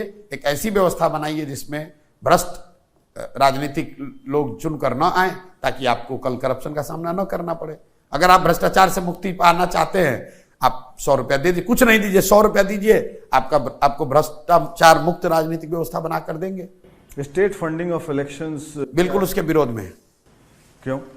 क्योंकि स्टेट फंडिंग से क्या, जिसको सैलरी मिलती है वो घूस नहीं लेता है।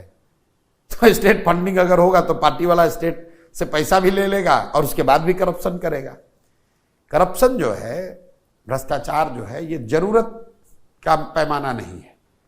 आप इसलिए नहीं भ्रष्ट है कि आपको पैसे की जरूरत है, ये बीमारी है। जिसको लग गई उसको बिना पैसे का चैन नहीं है, चाहे उसके पास जितना पैसा आ जाए वो रुकेगा नहीं। तो ये जो लोग बताते हैं कि स्टेट फंडिंग हो जाएगा तो उससे क्लीन हो जाएगा, ऐसा कहीं दुनिया में प्रमाण नहीं है।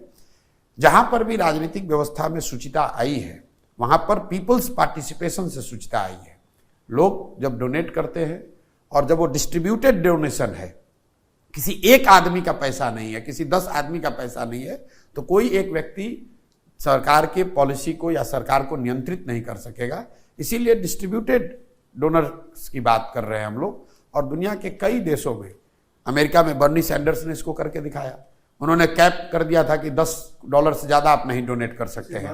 और बर्नी सैंडर्स, आपके दर्शकों को बता दें, बर्नी सैंडर्स जो कि कैपिटलिस्ट के खिलाफ अमेरिका में डेमोक्रेटिक पार्टी के प्रेसिडेंशियल नॉमिनी होना चाहते थे, और उस समय के बड़े बड़े जो कैपिटलिस्ट हैं वो सब उनके खिलाफ थे। उसके बावजूद सबसे ज्यादा पैसा इकट्ठा हुआ बर्नी सैंडर्स के प्रोग्राम में। तो डिस्ट्रीब्यूटेड डोनर्स का जो कॉन्सेप्ट है उसको लागू किया जा सकता है। हम लोग ट्राई करके यहाँ देखेंगे। पर तेजस्वी यादव आप पर कई बार आरोप लगाते हैं कि प्रशांत जी तो महंगे टेंटेड सिटी में रहते हैं, पैसा बहुत है, हम लोग तो साधारण आदमी। ऐसा है कि तेजस्वी यादव पहले तय कर ले कि वो अपने बारे में क्या कहना चाहते हैं। कभी तो खड़ा होकर कहता है ये आदमी कि हमारे तो माँ और बाप दोनों ही मुख्यमंत्री थे, तो फिर आप साधारण कैसे हो गए। ये आदमी प्राइवेट प्लेन में अपना बर्थडे मनाते हैं, केक काटते हैं और बताते हैं कि हमारे पास पैसा नहीं है। अंबानी की शादी में अटेंड करने जाएंगे चार्टर्ड प्लेन से और कह रहे हैं कि हमारे पास पैसा नहीं है। मेरे भाई, आपके पास जो पैसा है उससे आप जमीन खरीदना चाहते हो, मॉल बनाना चाहते हो, प्राइवेट संपत्ति खड़ा करना चाहते हो, हेलीकॉप्टर पर चलना चाहते हो। प्रशांत किशोर जो पैसा ला रहे हैं उससे यहाँ के गरीब से गरीब बच्चे को लड़ाना चाहते हैं। हम हेलीकॉप्टर पे नहीं चलते हैं। आप हमारा घर गांव में जाकर देख लीजिए कि किस दशा में है। हम अपना घर नहीं बना रहे हैं, हम यहाँ पर जमीन नहीं खरीद रहे हैं, मॉल नहीं बनवा रहे हैं, हम लूट कर पैसा घर नहीं ला रहे हैं। हम लोगों से पैसा मांग रहे हैं कि गरीब से गरीब आदमी को भी लड़ाया जाए, इसलिए हमारे पास पैसा है। और पैसा अपने हुनर, अपने बुद्धि से ला रहे हैं। ठेका और शराब और बालू माफिया से पैसा, कमीशन काटकर पैसा हम नहीं लाते हैं। तो तेजस्वी यादव क्या कहेंगे? चुनाव जब आप लड़ाइएगा युवाओं को और युवतियों को भी, तो उसका एज ग्रुप क्या रहेगा? एज ग्रुप कोई हमारा क्राइटेरिया नहीं। हम इन चीज़ों में नहीं पढ़ना चाहते हैं कि युवा लड़ेगा कि बुजुर्ग लड़ेगा। मैं इतना कह सकता हूं कि जो लड़ेगा वो समाज का सही व्यक्ति होगा। कुछ गलती इधर उधर हो जाए, मैं उसका दावा नहीं कर सकता हूं 100% शुद्धता का, लेकिन जहां तक प्रयास है, जो लोग खड़े होंगे वो जीते हारे वो अलग की बात है। कोई ये नहीं उंगली उठा पाएगा कि प्रशांत किशोर या जनसुराज ने गलत व्यक्ति को चुनाव में के मैदान में उतारा है। 243 में से कंपोजिशन क्या रहेगा कैंडिडेट्स का? सामाजिक नहीं, तो पहले से कहा हुआ है, पहले से ये बात कही हुई है। वो जनसुराज के दल के संविधान में लिखा जा रहा है कि जिस जाति की जिस 5 जो वर्ग हैं, सामान्य वर्ग, ओबीसी, ईबीसी, दलित और मुसलमान, इन वर्गों की जनसंख्या के हिसाब से इनको भागीदारी मिलेगी। लेकिन इसके जो लोग दूसरे लोग जो नारा लगाते हैं कि जिसकी जितनी हिस्सेदारी उतनी भागीदारी, उसमें और जनसुराज में क्या फर्क है? फर्क यह है कि जनसुराज का यह मानना है कि हर समाज में काबिल लोग हैं और हर काबिल आदमी किसी न किसी जाति या समाज का है। तो अगर बांटने वाले या बनाने वाले की नियत में खोट न हो तो बिल्कुल ये संभव है कि हर जाति के काबिल लोगों को लाकर ये समायोजन किया जा सकता है। आप इसको ध्यान से समझिए। मान लीजिए कि बिहार में दलित समाज के 100 काबिल लोग हैं, तो कितने लोगों को यहाँ पर दल को चलाने के लिए अगर 20 लोगों की कमेटी बन रही है तो उसमें कितने 100 जो काबिल दलित आए उसमें से कितने लोगों को शामिल किया जाएगा? उसके लिए जनसंख्या का आधार बनाया जा रहा है। ऐसा नहीं है कि वो दलित है इसलिए वो वहां पर बन जाएगा। मुसलमानों को आप कितना टिकट दे रहे हैं? मैंने कहा जिसको जितनी संख्या है, अगर मुसलमानों की संख्या आबादी 18% है तो 18% टिकट उनको मिलेगा ही मिलेगा। सिर्फ टिकट नहीं मिलेगा, दल का नेतृत्व जब घोषित किया जाएगा 2 तारीख को तो उसमें भी नेतृत्व में उनको उतना ही भागीदारी मिलेगा। जो दल बनाया जा रहा है उसमें भी उसका उतनी भागीदारी है। और सबसे बड़ी बात जो मैं बार बार आपको कह रहा हूं, जो मुसलमान, जो अति पिछड़ा, जो अनुसूचित जाति, जो सामान्य वर्ग के लोग दल का नेतृत्व करेंगे वो इसलिए नहीं करेंगे कि उस जाति के हैं, इसलिए करेंगे कि वो बिहार के सबसे काबिल लोगों में होंगे 20 लोग। लेकिन जब 20 काबिल लोगों को इकट्ठा कीजिएगा तो किसी न किसी जाति के भी तो होंगे। उसका भी ध्यान रखा जाएगा कि उन जातियों को जिनकी संख्या जितनी है समाज में, उस समाज के उतने लोगों को मौका मिल जाए। आखिरी 2 सवाल। आईपैक से आपने नाता रिश्ता तोड़ लिया है? 2021 में छोड़ दिया है, काम ही छोड़ दिया। तो कौन चलाते हैं उनको? 2 चलाए, 20,000 लड़के हैं, एक सब लड़के चला रहे हैं जहां जिसको मन है। जो अपने अपने कई लोग आईपैक के नाम से चला रहे हैं, कोई दूसरे नाम से चला रहा है। कोई बोलता है प्रशांत किशोर के साथ काम किए, वो अपना दुकान चला रहा है। जिसको चलाना चलाए, वो इसमें कोई दिक्कत भी नहीं है। 20,000 से ज्यादा बच्चों ने 10 साल 11 साल के मेरे उस यात्रा। आईपैक से आपका कोई लेना देना नहीं है? ये अभी जो चंद्रबाबू नायडू को मदद की है आप? हम कोई मदद ही नहीं की। किसी टीम ने किया जिसमें आपने सहयोग दिया? कोई नहीं किया।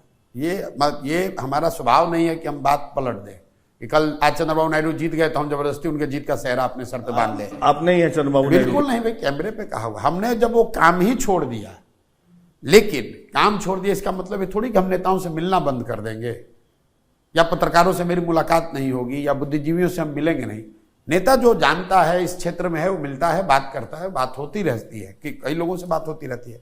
लेकिन जहां तक काम करने का सवाल है तो 2 मई 2021 को जब मैंने काम छोड़ा उसके बाद आज तक मैंने किसी का कॉन्ट्रेक्चुअल, किसी को प्रोफेशनल मदद नहीं की। सलाह के तौर पर आप आइएगा, आप कहिएगा कि प्रकाश जी कहेंगे कि कल बिहार में हमको पार्टी बनाना है तो 1 घंटा बैठ के चर्चा कर लेंगे आपसे कि भैया ऐसे बनाइए वैसे बनाइए, आपको मन हो बात मानिए। तो चंद्रबाबू नायडू पूछे कि स्टालिन पूछे, इसमें और जो हम पहले करते थे उसमें जमीन आसमान का फर्क है। नेट यह है कि 2021 के बाद वो काम को छोड़कर बिहार में लगे हुए और बिहार में ही रहना चाहते हैं।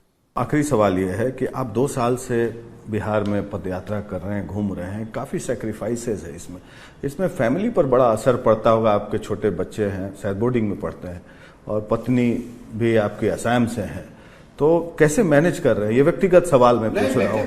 देखिए, बिना परिवार के सहयोग के, बिना पत्नी या घर वालों के सहयोग के तो आप इतना बड़ा प्रयास कर नहीं सकते हैं। मेरा एक बेटा है, वो बोर्डिंग में पढ़ता है, पत्नी डॉक्टर है, वो अपना काम कर रही है, और स्वाभाविक तौर पर उतना एडजस्टमेंट आपको करना पड़ता है कि अगर आप आकर यहाँ समाज में कुछ करना, बड़ा करना चाहते हैं तो आपको जीवन में कुछ सेक्रीफाइस तो करना ही पड़ेगा। तो क्या प्रशांत किशोर को हम लोग देख रहे हैं कि 2025 में बिहार के मुख्यमंत्री के तौर पर स्थापित ना? आप बिल्कुल ये देखिए कि 25 में बिहार में एक नई सरकार, जनसुराज की सरकार बनेगी। मुख्यमंत्री प्रशांत किशोर बने न बने उसका कोई महत्व नहीं है। महत्व यह है कि अगले 10 वर्ष में बिहार की दशा और दिशा बदले, उसके लिए समर्पित हैं। 1 वर्ष लगे, 2 वर्ष लगे, 5 वर्ष लगे, जितनी मेहनत करनी पड़े, इसको किए बगैर मानेंगे नहीं। एकदम कृत संकल्पित हैं, इसको करेंगे ही। और जीवन का आने वाला कई वर्ष इसी काम के लिए मैंने रखा है कि मुझे बिहार को हर हालत में सुधारना है। तो नेता प्रशांत किशोर जो हैं उनके 5 इंपॉर्टेंट प्रोग्राम्स अगर जन स्वराज की सरकार बनती है तो अब ये जन स्वराज का जो विजन डॉक्यूमेंट जारी होगा आप उसको पढ़ लीजिएगा। 5 इंपॉर्टेंट प्रोग्राम्स बता दीजिए। विजन डॉक्यूमेंट तो 2 अक्टूबर को होगा। नहीं 2 अक्टूबर को नहीं होगा, मार्च में होगा। 2 अक्टूबर को तो दल बनेगा। तो 5 इंपॉर्टेंट प्रोग्राम्स बता दीजिए। कोई 5 प्रोग्राम हम आपको अलग से नहीं बताएंगे। जो बात हम बता रहे हैं वो गांव-गांव जाकर बता रहे हैं। हम लोग की जो मूल समझ है कि यहाँ पर 15 साल से कम उम्र के बच्चों की पढ़ाई जो है जब तक उसको नहीं सुधारा जाएगा तब तक समाज और व्यवस्था पर जो लोग बोझ बनकर जीवन जी रहे हैं उसकी संख्या बढ़ती जाएगी और कभी आप उसके साथ व्यवस्था उनके साथ जस्टिफिकेशन नहीं कर पाएगा। दूसरा, जो लोग 15 साल से ज़्यादा उम्र के हैं, 60 साल से कम उम्र के जो युवा जिसको आप कह सकते हैं, अब अगर यहाँ शिक्षा सुधर भी जाए तो अब वापस जाके तो पढ़ नहीं सकता है। उसको किसी भी तरीके से पूंजी अगर उपलब्ध करा दिया जाए तो वो स्वरोजगार कर सकता है, कुछ ना कुछ रोजी रोजगार का जुगाड़ कर सकता है। और 60 वर्ष से ज़्यादा उम्र के जो लोग हैं उनको जीने के लिए एक बेसिक सुविधा जरूर होनी चाहिए। आज सरकार यहाँ पर 400 रुपया उसको पेंशन देती है, तो जन स्वराज की अपनी सोच है कि कम से कम 2000 रुपया यहाँ के 60 वर्ष से ज़्यादा उम्र के लोगों को जरूर मिले। इसके साथ साथ 2 चीज़ें और जो हम लोग जिस पर हम लोग का फोकस है, जो 5 चीज़ आपने पूछा कि यहाँ के खेती को खाने वाली खेती से कमाने वाली खेती कैसे बनाई जाए, उसके लिए उनको लेबर फ्री, मजदूर फ्री उपलब्ध कराया जाए ताकि लोग उन चीज़ों की खेती करें जिनसे उनकी कमाई हो। धान गेहूं के खेती छोड़कर उन चीज़ों की खेती करें जिनसे कि उनको कमाई हो, सिर्फ खाने के लिए खेती लोग ना करें। और 5वीं और अंतिम बात, यहाँ पर महिलाओं की, चूँकि बहुत बड़ी संख्या में यहाँ महिलाएं रहती हैं, पुरुष तो सब बाहर ही चले गए हैं, तो महिलाओं को सस्ते दर पर सरकारी गारंटी पर लोन मिले ताकि घर घर महिलाएं कुछ काम कर सकें। ये 5 महत्वपूर्ण बात जो सारा विजन डॉक्यूमेंट है उसमें आपने कहा 5 बताइए, तो अगर मुझे टॉप 5 चुनना होगा तो ये 5 बातें बताएंगे। बहुत बहुत धन्यवाद प्रशांत जी, रिपब्लिक टीवी से बात करने के लिए। और ये था प्रशांत किशोर के साथ आज का एनकाउंटर, और इन्होंने बड़ी बेबाकी से जवाब दिया और इनके पॉलिटिकल करियर को हम लोग फॉलो करते रहेंगे। और ये 2 अक्टूबर को इसी साल अपने पार्टी की स्थापना करने वाले हैं, जन स्वराज पार्टी की, और उसके बाद से अगले 1 साल तक इनको देखेंगे कि इनकी पार्टी किस तरीके से आगे बढ़ती है बिहार में। और जैसा कि ये क्लेम कर रहे हैं कि 2025 में जन स्वराज की सरकार बनेगी, लेकिन $1 मिलियन क्वेश्चन ये है कि देखना है कि प्रशांत किशोर मुख्यमंत्री बनते हैं कि नहीं बिहार के।